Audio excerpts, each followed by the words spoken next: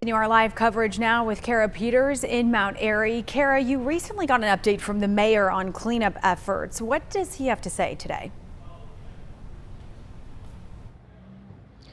Hey there, Audrey. Well, he actually tells me that he was not in town at the time of the flooding, but I can tell you I've seen him all morning long here at the Public Works office, really taking some time to assess the damage firsthand. Now, he tells me that dozens of the city vehicles that you see behind me are either damaged or are a total loss as a result of the flooding. Now, with that being said, he says that this could cost the city millions of dollars to replenish, as well as months to fully recover and revitalized. Now, again, when it comes to these city vehicles that you see behind me, I want to show you some video of what we've been seeing throughout the morning. He tells me that with that being said, a lot of these vehicles have not been operating long. In fact, he tells me one vehicle, which had about 20 miles on it, is now a complete loss. That kind of gives you an idea of the gravity of these waters. Now, you could also see water lines on these vehicles showing just how high those floodwaters got.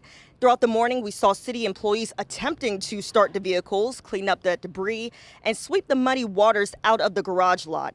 Now, Mayor Cawley says in all of his time here in Mount Airy, he has not seen widespread damage from flooding of this magnitude since the 70s, but he really took time to credit the community for being strong and resilient during this time.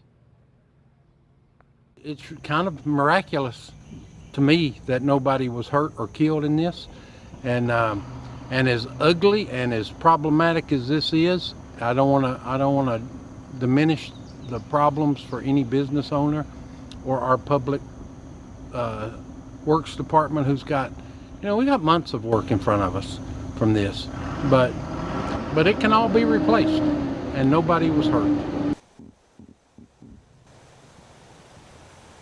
Definitely, like he said, a miracle that nobody was hurt. Now, aside from the Public Works office here, several parks are closed until further notice. That includes Riverside Park and the Granite City Greenway, where two sections of the Greenway are completely wiped out. It was an area that we tried to get to this morning, but it was blocked off by police. So that kind of gives you an idea of where things stand right now. Now, the mayor also tells me that he has been in contact with Congresswoman Virginia Foxx as well as Governor Josh Stein. He says they both have been very empathetic and understanding during this time, and they plan to help any way they can. Of course, we will continue to follow the latest as it pertains to recovery efforts here in Surry County. But for now, Audrey, I'll send it back to you in studio.